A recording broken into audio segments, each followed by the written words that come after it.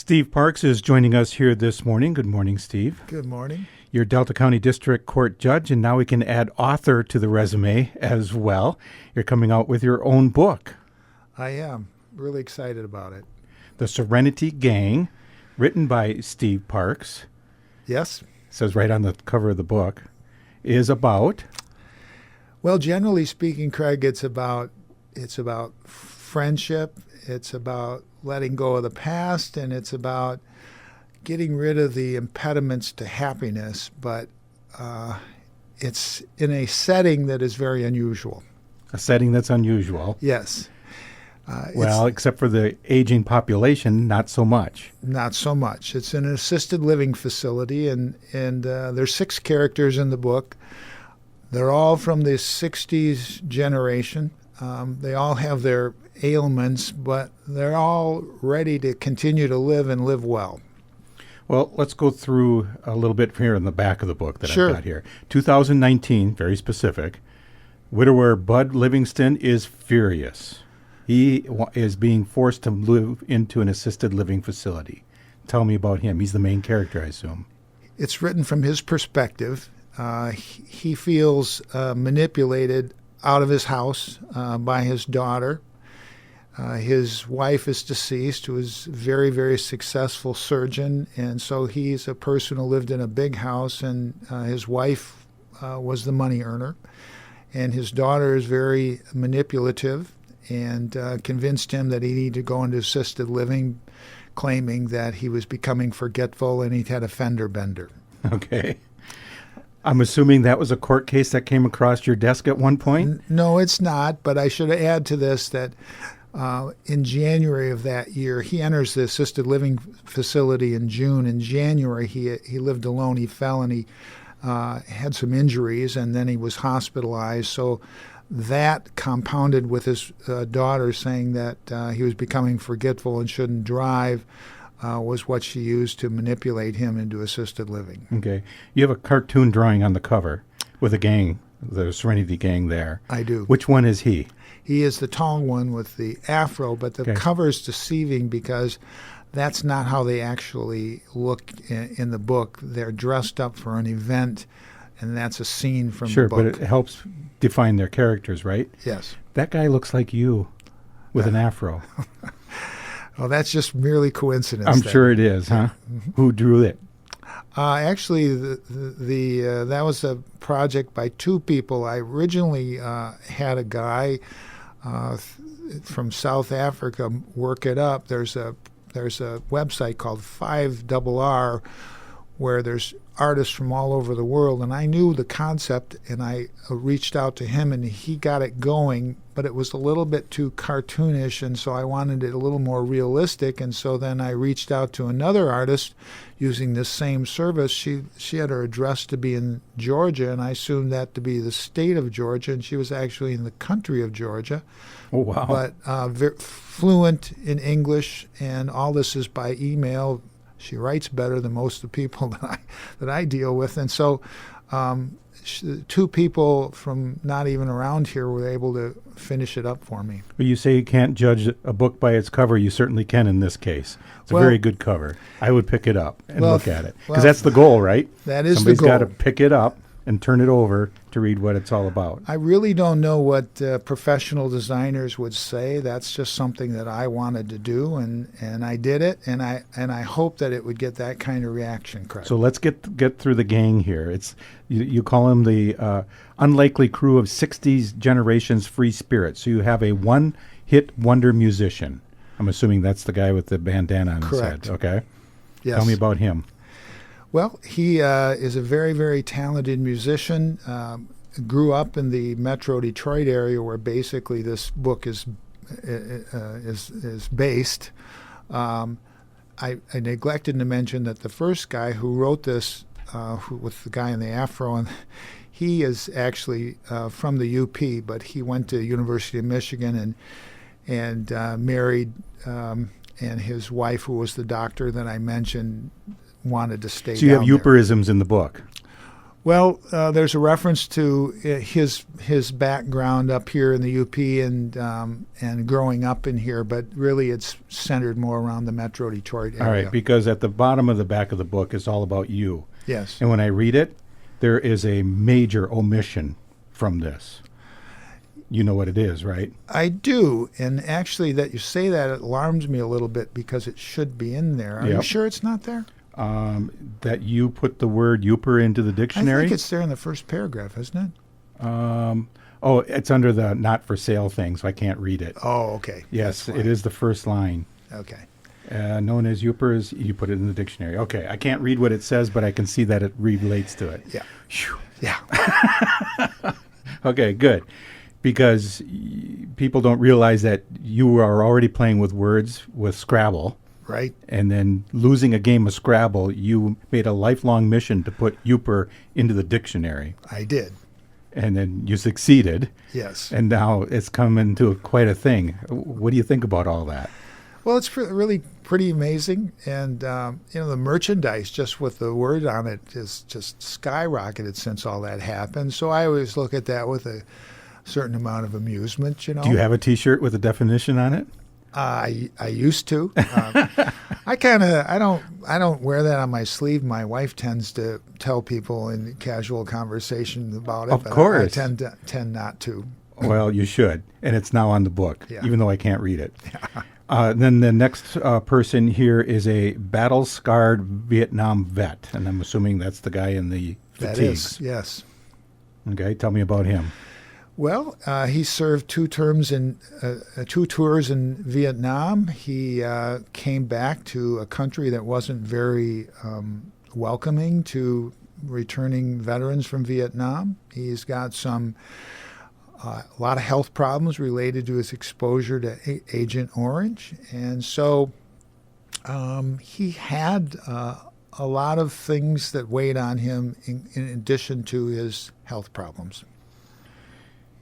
You have a sharp-tongued former factory worker. Now you've got all three. Well, I guess there's two. There was one man, but if I'm looking at the women, that would be the one that says Groovy Girl. That is. Ah, very good. Tell me about her. Her name is Abby, and she has a very no-nonsense way about her. Kind of a bull in a china shop was a term in the book that was used. That she says what she thinks and doesn't hold back. I think we've all known somebody like her. She's just got this tough exterior. She says what's on her mind, but deep down she's got a heart of gold and very caring person. But that's what she wears around. A retired businessman with a mild dementia. And that's the guy in the blue suit That there. would be with Charlie. Okay, Charlie. Charlie is a businessman. He and his family had a very thriving business. He started to have some mild dementia, forgetfulness, and he just felt it was better to turn the business over to his sons to run it. And but he's somebody who, like a lot of people we know, don't necessarily do well in retirement because work is such an important part of their life. And finally, the irresistible widow. And, of course, that's her right next to... That is her with a wig on. You, really? Yeah, she's got a wig on. Okay. Because they're dressed up for an event. Mm. And so that's her. She's got... She's recovering from a stroke. Her arm, she's got a bad arm. Her right arm is bad. And she felt that going into assisted living would be best because she was having a hard time managing her affairs living alone and having an arm that doesn't work. So, why the word serenity in the Serenity Gang? The assisted living is Serenity Assisted Living. Okay, let me ask that again. Why the word serenity? I just thought it was a good fit. It just was a product of my imagination. I don't know where that word particularly came from, but I was just looking for something that just felt that would be right for the story. Did you look it up? Yeah, sure. You know what it means, right? Of course. Okay. Peacefulness, There you tranquility. So that's a good name for a gang, right? Yes. Yeah. Why did you want to write a book? that was something that I always wanted to do, and I was playing around with an idea for many years, just driving down the road, and it all started with this. So I was on the, I was watching my older brother and his peers who were graduating in 1969, 1968, being eligible for the draft, the music that was coming out at that time. And that generation really really changed some things, and they protested against the war. They celebrated Woodstock. The music from that time was just booming, particularly in the Detroit area. All these things made me start thinking that these people are now in their 70s. And if they're like me, and I think probably like you, we like the music that we grew up with, right? And so it seemed incompatible to me that somebody who'd be 74 would get up and meander over to their music device with their walker and then put on Jumpin' Jack Flash. But it just didn't seem compatible. So that was the initial concept that I was turning over in my head, that just didn't seem to be right. But then I just turned 70, and I realize as you get older, you think about life differently. You realize that in that hourglass, there's way more sand below than there is on top, and you start thinking about things differently and what's important in life and what you need to do with the time that you have, and all those thoughts together led to me writing the book. All right. Sorry about the comparison here, but you're a judge. John Volker was a judge, and he wrote Anatomy of a Murder. You're writing Serenity Gang. Is there a comparison? I don't think so. John Volker was on a way different level than I am in writing this book. Are you sure? I haven't read it yet. I think so. Okay. And his was way more compelling in so many ways in terms of drama, and to the extent that he ends up with a huge movie. I'd like to think that this is compelling, and there's interesting characters. There's thoughtful commentary. There's a lot of times to laugh, but I guess the readers will judge all that. You obviously defined who each of the characters were. You gave them specific characteristics. I did. How did you develop those? Did it happen before you wrote or as you wrote?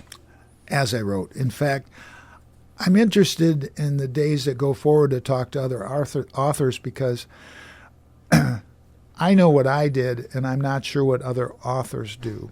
I had some basic concepts and had some basic character ideas, not to the extent that I had 6, but I had 3. And so I started writing, and the roles of the characters just expanded as it went along. So the book kind of just wrote itself. Okay. Which brings me back to when you said the phrase bull in the china cabinet. You then said, that's what is said in the book, rather than that's what I wrote. Oh. Well, that's an interesting thing that you caught there, and that's, of course, what I did write, and it's just a description of Abby where she said something to one of the characters, and one of the characters kind of bristled, but reflected that that's kind of her bull in a china shop nature. She just says what's on her mind, and so as friends, it just rolled off. I didn't know if it was easy to write the book and you just that's what it's kind of created itself, or was it work? Was it a struggle? It was not a struggle. It was, but it was a lot of work.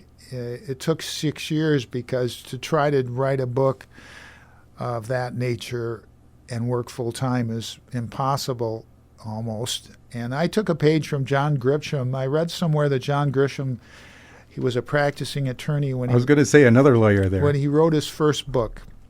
And somebody asked him, how'd you do that? And he said he always got up early in the morning and wrote until he had to go to work. And so I adopted that. I'd get up at 5 o'clock, write till 7, and then head to work. And then the great thing about this whole experience, whether I sell one book or no books or a lot of books, it doesn't really matter. What was really, really wonderful about this whole experience is that for 6 years, my mother, who's deceased now, died in April. She was by education an English teacher, but she was a post-World War II bride, had 5 kids, never worked outside the home much. And so she lived in Gladstone. So when I would work in the morning, I would, whether it be a paragraph or 2 chapters, I'd fire her that in the morning, go to work, and then I'd swing by her place in the afternoon, and she will have already gone through it with her red pen. And so that time I had with my mom, those 6 years, was just invaluable. It was wonderful experience. In fact, she had a terminal heart condition, so her mind was really good. She died at 96, but she was very, very sharp. But they were very open with her that it's gonna catch up with you, probably August or September. Well, in March, I'm sorry. It's okay. In March, Just hang on a second. I don't want. In March, they were hospice was very open with her, and they told her, Marion, we think you're going to probably make it until about August or September. And she said, well, I just got to make it till June. And they said, why? And she said, well, I want to see this published, So we didn't make it till June, but I'm seeing this through, and you'll see the book is dedicated to her because it was really a wonderful thing to have. You took her red marks then to heart? Did you make the changes? Yeah, we had a lot of discussion. That's the beautiful thing for me is I can look through that book and I can see I know places where it's like it's a code. I can read through things that we discussed this, or she said this, I disagreed, or we. I was the idea guy. She just would, but she was like an editor. She began to understand the characters, and so I would go over there sometimes. She go, I don't think Bud would say that. Well, okay. Well, what do you think he'd say? And so we'd have these discussions, and sometimes we just compromise. Well, I don't think he'd say what you're thinking either, and then we just come up with a kind of a thing that I could live with. That was so. But those discussions were great, and she was always so interested in it. She wanted to give me more. I want to read this. So it was a great little partnership between mother and son. It really was. Was it hard to share with other people? Obviously not your mother because it became, a part of it. But I mean, how did you say, "Oh, I'm now an author. I'm writing something"? Yeah. I always wonder about that first book because after the first one, everybody's going to expect it now. Yeah. I didn't like to talk about it too much because it was still a work in progress. And there's like so many things in life where you hear people say they're going to do something and, I'm going to go to medical school, I'm going to go to law school, I'm going to do this or that. And, I kind of learned to sit back and wait and see, if they really do it. And so here, I didn't really talk about it too much to others. And I really kind of stopped sort of talking about it at home because I think it was very consuming for me, and I didn't want my wife to get to the point where she would want to say, "Let's not talk about this anymore." Oh no! Because I was thought about it all the time. She reminds me now that every vacation I always took it with me. Sometimes I never opened it. Other times I'd wake up early and start working on it. So it really was a time sucker for sure. Do you read a lot of books? I do. I did until I started this, and then really oftentimes I'm reading all day, so a lot of times I'm just not feeling up to it when I get home. Yeah. So when you read a book that's really good, you can get consumed by that as well. Absolutely. Yeah. Absolutely. Just on a shorter term, not absolutely. 6 years. Yeah, exactly. Why don't you read something that you feel that you could share with us here today? Well, I need to sort of set the stage here. Sure. The beginning of the book has Bud Livingston going to the assisted living, meeting people, and going to his first dinner. And he meets one of the characters who's explaining to him, in effect, don't trust these other people. And this is the sharp-tongued factory worker that I mentioned to you earlier. Okay, just be careful. I will. She's explaining to Bud. Anyway, one morning I'm heading down to breakfast, and I see a great big rat with a long, disgusting tail zigzagging down the hallway toward me. I was petrified. It's not like I can turn and run. The darn thing saw me and came straight at me. I thought I was going to have a heart attack. It went under my walker, between my legs, and down the hall. Then I heard these three morons laughing. It was a remote-controlled rat. I could have killed him at the time, but now I think it's pretty funny. That is cool. Huh. So when you read what you've written now, does it still hold the test of time? Yeah, it does. Did you have to say I was done, or do you still make changes? Or well, not anymore. I had it professionally edited twice over 6 years, and I just had two very thorough people go through it, and they can't find anything anymore. And the substance is I'm not changing anymore.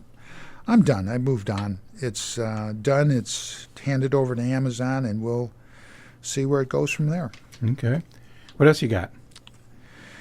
Well, this is a scene where Bud Livingston, the person who's narrating this, he is off with the others at this property that's owned by the family of the businessman that I mentioned earlier, and they're there for the 4th of July to shoot off fireworks.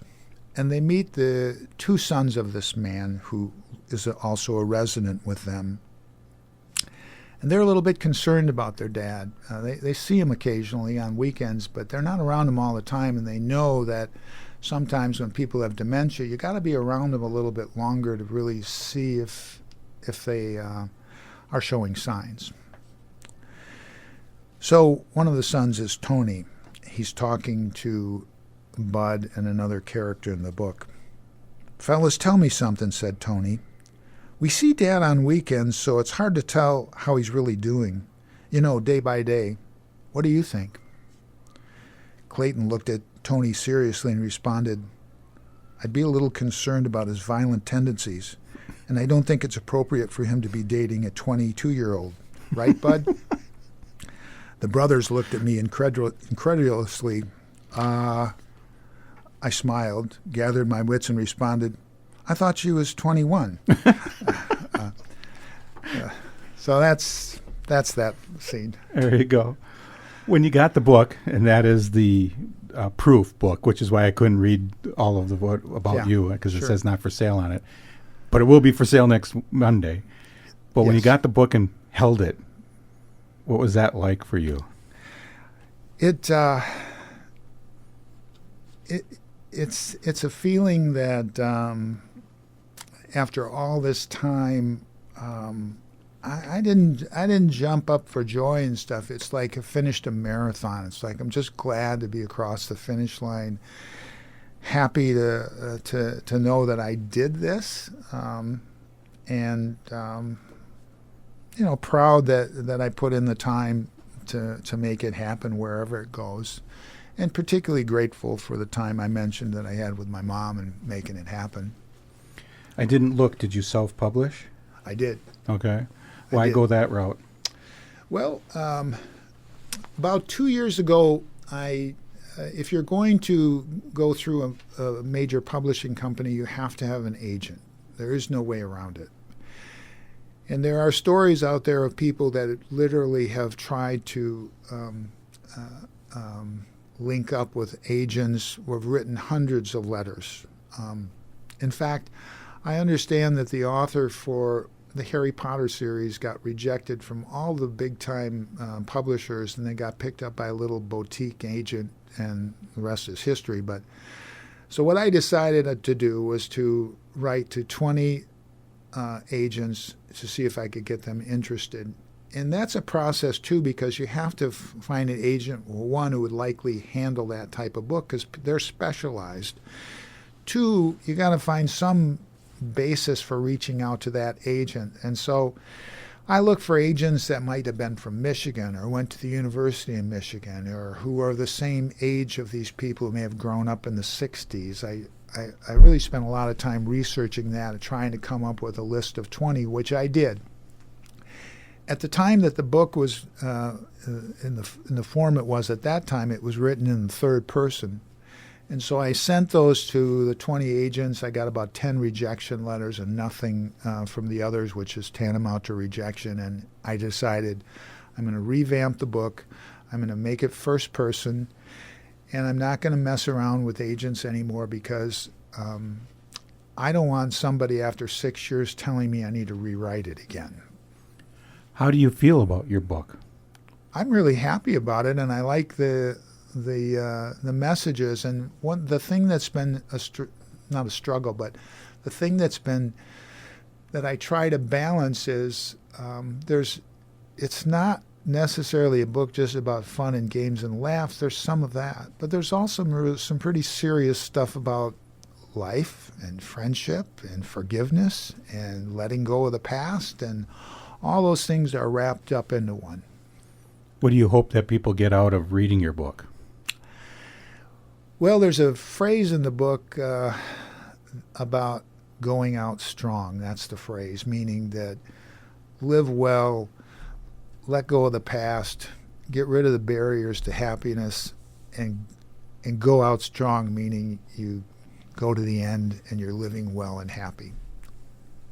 That would be something that I would like to leave with people. The other part of it is there's only one court scene in the whole book. It's not a court book, but there is one scene in the book, and I hope if from that scene people come away with a better understanding of what drug and sobriety courts do. That would be really something for me.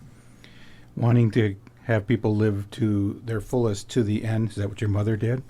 Absolutely, she did. Yeah, the book is dedicated to my beloved mother, Marion. I couldn't have done this without you. So pretty cool, right? Yeah. So it's coming out.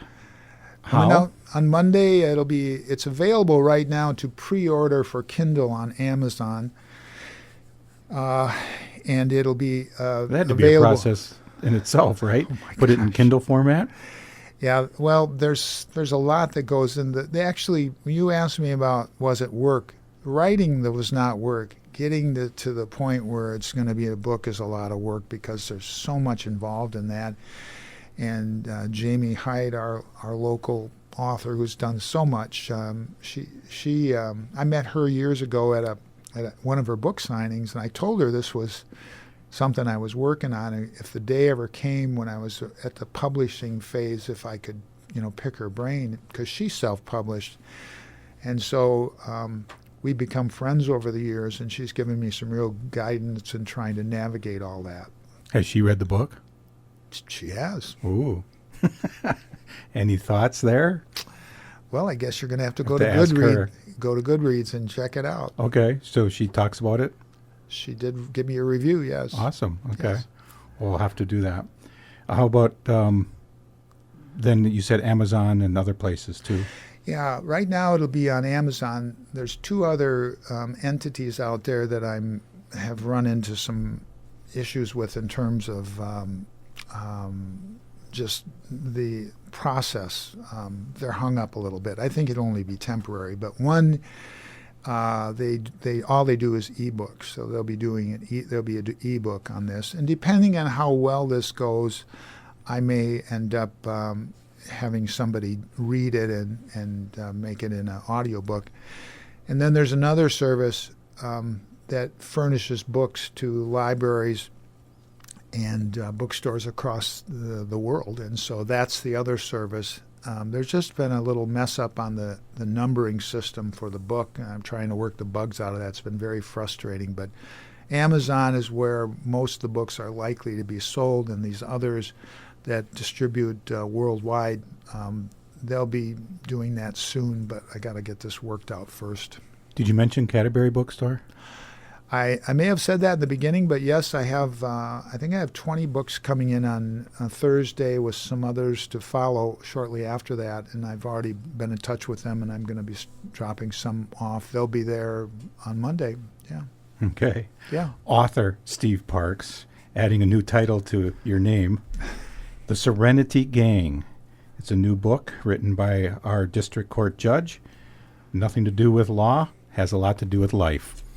Thank you so much for talking to us about it, and good luck with the book. Thanks, Craig. Thanks for having me. Appreciate it.